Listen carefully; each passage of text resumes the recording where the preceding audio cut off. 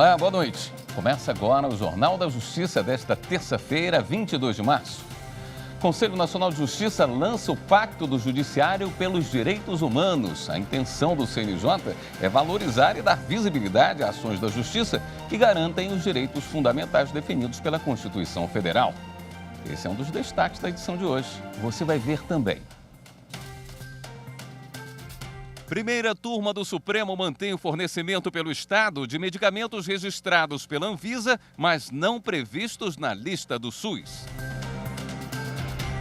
STF decide que entidades religiosas que prestam assistência social podem ter imunidade tributária. E ainda, ministro Alexandre de Moraes completa 5 anos na Suprema Corte.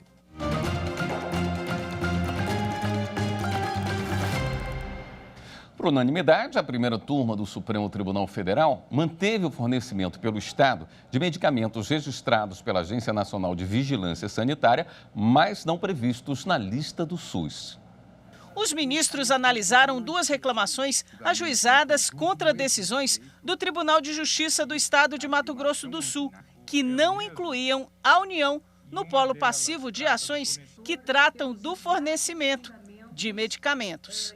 O Estado do Mato Grosso do Sul defende que, em se tratando de remédios que não se encontram padronizados na Relação Nacional de Medicamentos Essenciais e que a incorporação ao SUS compete ao Ministério da Saúde, deveria o TJ ter reconhecido a incompetência para julgar a causa e enviado os autos para a Justiça Federal.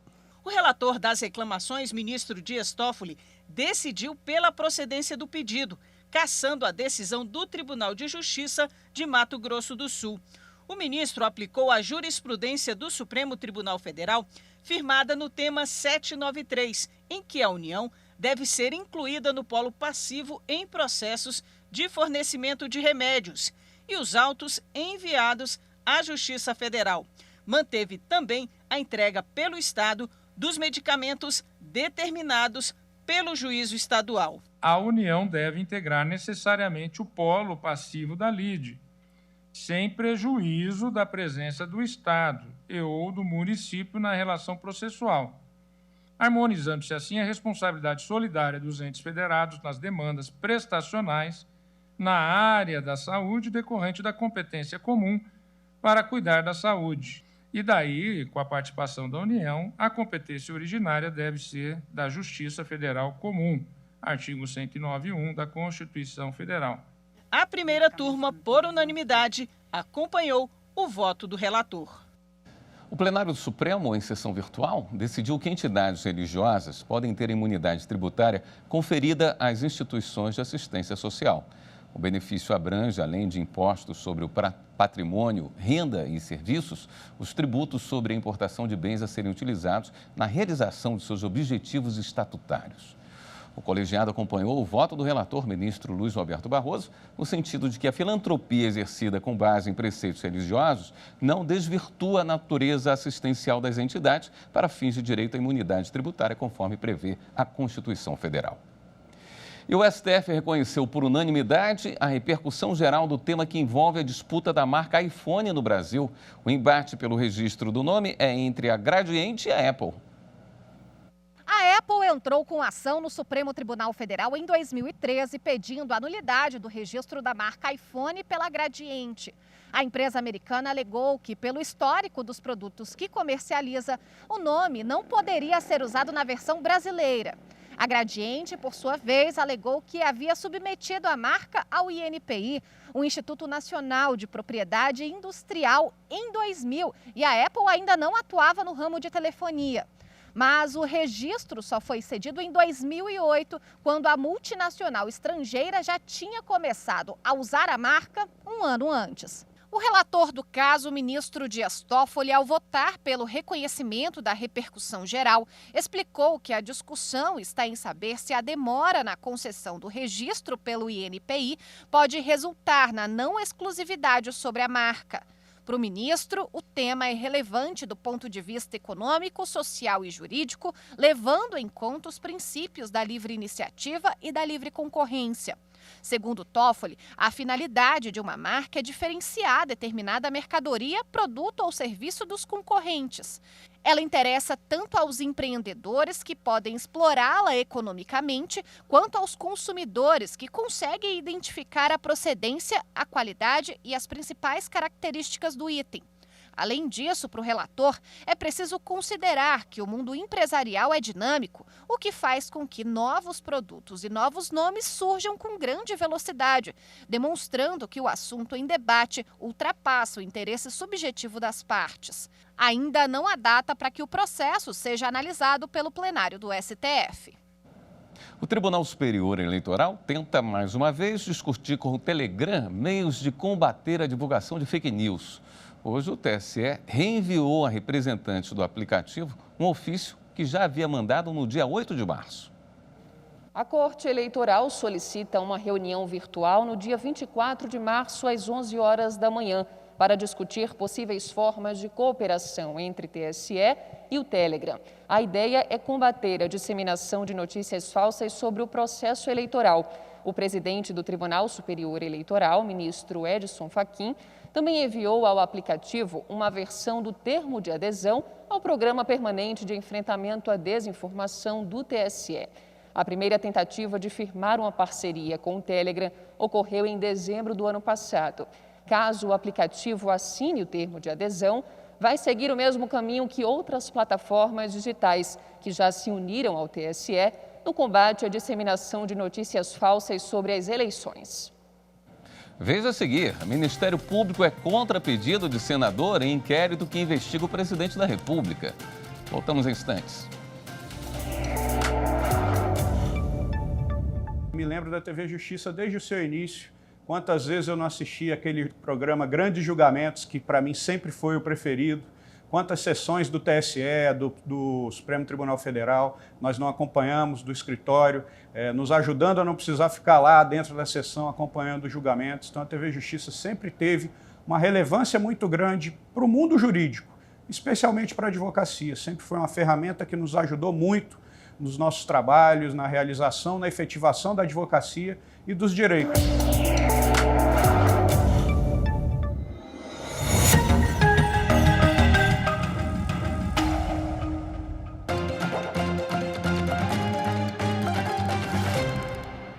O Ministério Público Federal se manifestou contra pedido de senador no inquérito que investiga o presidente Jair Bolsonaro.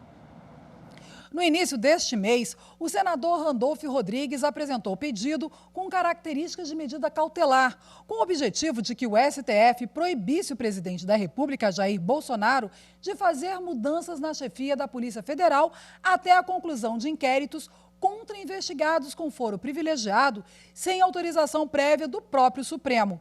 O Código de Processo Penal prevê que medidas cautelares podem ser decretadas pela Justiça somente por requerimento do Ministério Público ou por representação da polícia. Como o pedido feito pelo senador não se enquadra em nenhuma dessas hipóteses, o Ministério Público Federal, em parecer assinado pelo vice-procurador-geral da República, Humberto Jacques de Medeiros, defende que o parlamentar não tem legitimidade para acionar o Supremo Tribunal Federal. O Superior Tribunal de Justiça manteve a ação penal contra o dono de uma clínica de recuperação acusado de cárcere privado e tráfico de drogas. De acordo com o Ministério Público, o proprietário da clínica para dependentes químicos, o irmão dele e uma médica capturavam os viciados à força para interná-los. Segundo o processo, o pedido era feito pelas famílias dos dependentes químicos e, na clínica, eles eram mantidos reclusos, dopados e maltratados pelos monitores, inclusive com agressões físicas. O caso chegou ao STJ após o Tribunal Estadual denegar o habeas corpus. Em novo HC, a defesa alegou não haver indícios de autoria, pois o proprietário, por ser presidente da clínica, não tinha interferência sobre as pessoas internadas. Quanto à acusação de tráfico, afirmou que os remédios controlados eram comprados licitamente mediante ordem médica. Mas a sexta turma do STJ também denegou o habeas corpus. O relator, ministro Sebastião Reis Júnior, observou que há, nesse caso, indícios mínimos que autorizam a persecução penal. O ministro lembrou jurisprudência pacífica da Corte, no sentido de que a propositura de ação penal exige apenas a presença de indícios mínimos de autoria e não a certeza, que somente será comprovada ou afastada após a instrução probatória. O ministro afirmou também que o acolhimento da tese defensiva de ausência de responsabilidade do proprietário, na condição de presidente da instituição, demandaria reexame de provas, o que é incompatível com o habeas corpus. E o site do STJ tem um novo recurso para facilitar a compreensão de notícias sobre temas jurídicos. Quando nos deparamos com alguma notícia sobre decisões judiciais, logo vemos termos como habeas corpus, deferir, nexo causal, que para quem não é operador do direito podem ser bem complicados.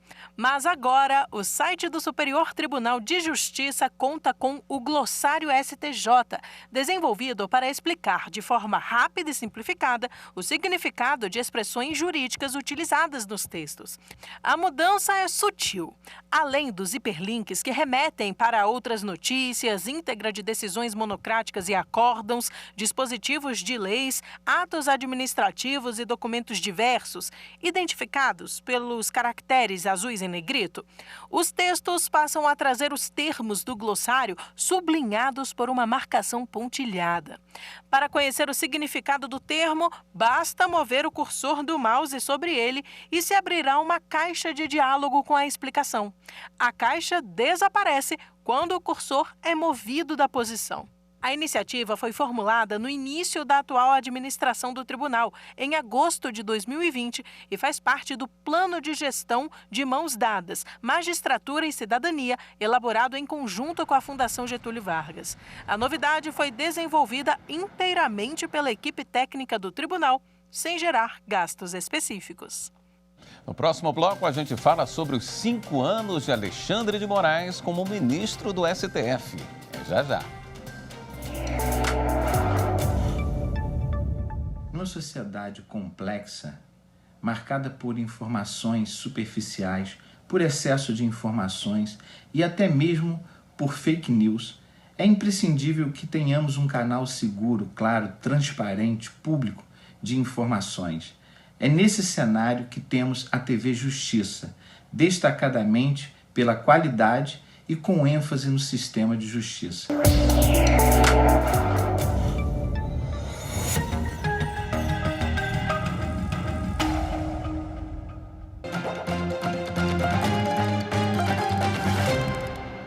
A segunda turma do STF começou a julgar nesta terça-feira um recurso do ex-ministro José Dirceu, condenado pela Justiça Federal de Curitiba por corrupção passiva.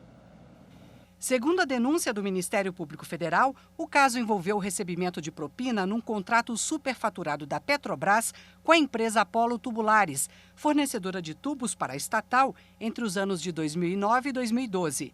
Uma parte dos valores, que somam mais de 7 milhões de reais, teria sido repassada ao ex-ministro José Dirceu e outra parte ao ex-diretor da Petrobras, Renato Duque. O MPF afirma que Dirceu e seu irmão, Luiz Eduardo Silva, teriam usado a empresa credencial de fachada para receber cerca de 700 mil reais. No Supremo, a defesa do ex-ministro pedia a prescrição da pretensão punitiva no crime de corrupção passiva e, com isso, a extinção da pena. A prescrição da pretensão punitiva prevista no Código Penal consiste na perda do direito do Estado de punir o acusado de um crime em razão do decurso do tempo. O crime a ele imputado teria se consumado em 2009. Esta é a sustentação. Em meu modo de ver, com toda a vênia, a tese sustentada pela defesa, esta percepção não condiz com o exame que foi implementado na sentença condenatória de origem confirmada em sede de apelação, que considerou o responsável criminalmente pelo recebimento contínuo de vantagem indevida oriunda do aludido ato contratual, cuja prática, iniciada em novembro de 2011, teria perdurado até 23 de abril de 2012. Eis que o condenado contava com mais de 70 anos, tanto num horizonte quanto no outro, não vejo a incidência da prescrição na matéria e, no caso, vertente. O ministro Ricardo Lewandowski divergiu do relator. Para ele, a discussão está no tipo de crime de corrupção. Considerada a idade do agravante, ou seja, na medida em que tem mais de 70 anos, a prescrição da pretensão punitiva estatal, de fato, se consumou. Mas o ministro André Mendonça pediu vista e o julgamento foi suspenso. A quarta turma do Superior Tribunal de Justiça, por maioria, condenou o ex-procurador da República, Deltan Dallagnol, ao pagamento de R$ 75 mil de indenização por danos morais ao ex-presidente Luiz Inácio Lula da Silva. A decisão foi em razão de entrevista coletiva dada pelo ex-procurador quando ele usou um PowerPoint para apresentar a denúncia criminal contra Lula.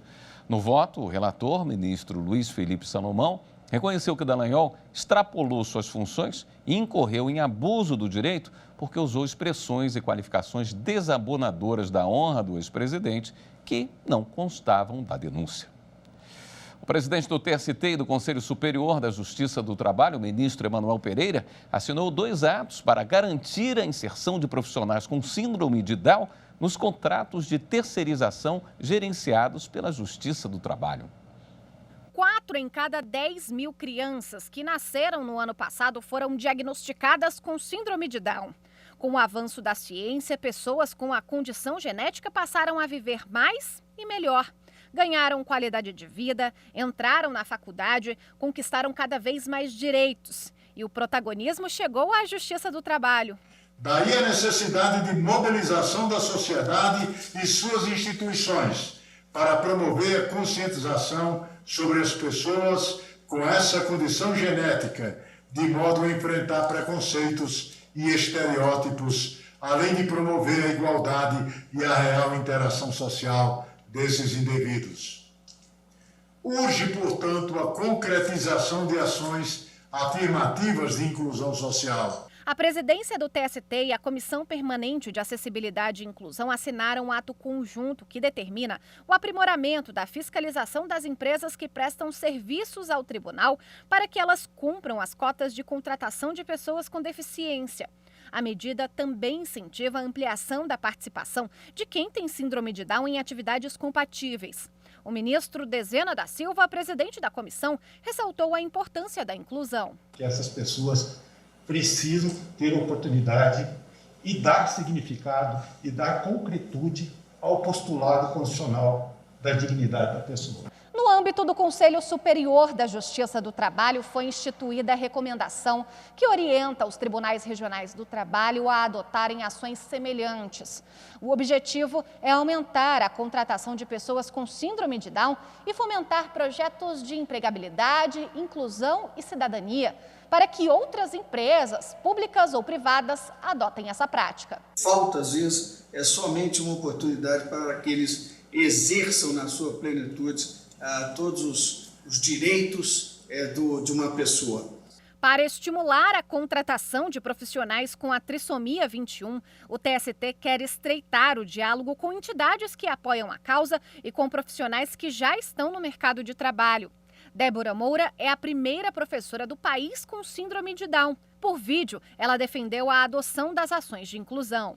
Então, é isso. Eu só quero deixar o meu recado.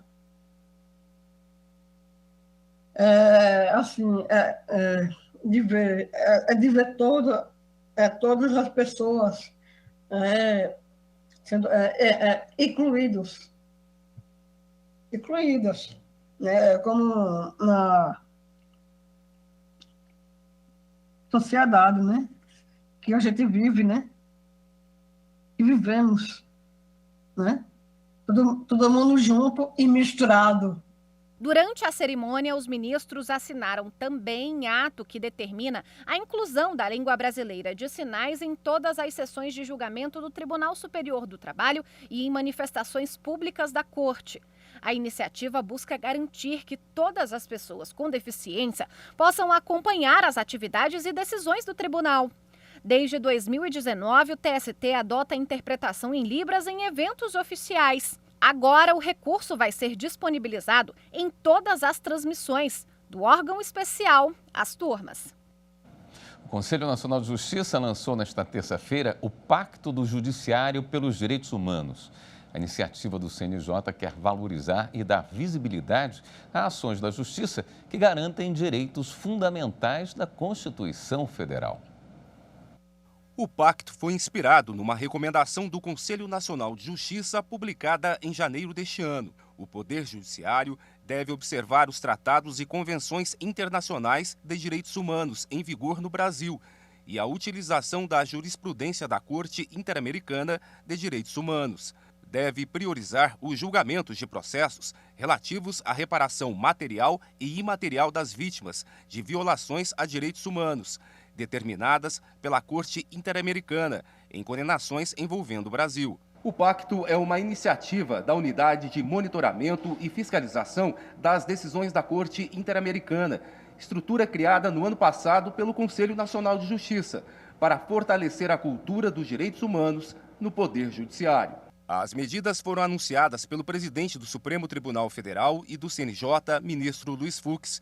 Entre elas, a realização de um concurso nacional de decisões judiciais e acórdãos em direitos humanos, a inclusão da disciplina de direitos humanos nos editais de concurso para ingresso na carreira da magistratura, o incentivo a programa de capacitação e a publicação de cadernos jurisprudenciais do STF, concretizando direitos humanos.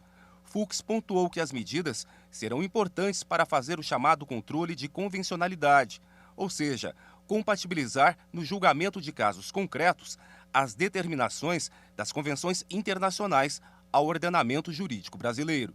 O lançamento dessa iniciativa materializa a afirmação de uma política institucional voltada ao fortalecimento da proteção e da promoção dos direitos humanos pelo Poder Judiciário, como a que temos desenvolvido ao longo dos últimos 2 anos em sintonia com a relevante missão atribuída ao Conselho Nacional de Justiça de traçar caminhos estratégicos para guiar a magistratura nacional no cumprimento do seu dever constitucional, que é a realização da justiça e a garantia do direito de todos.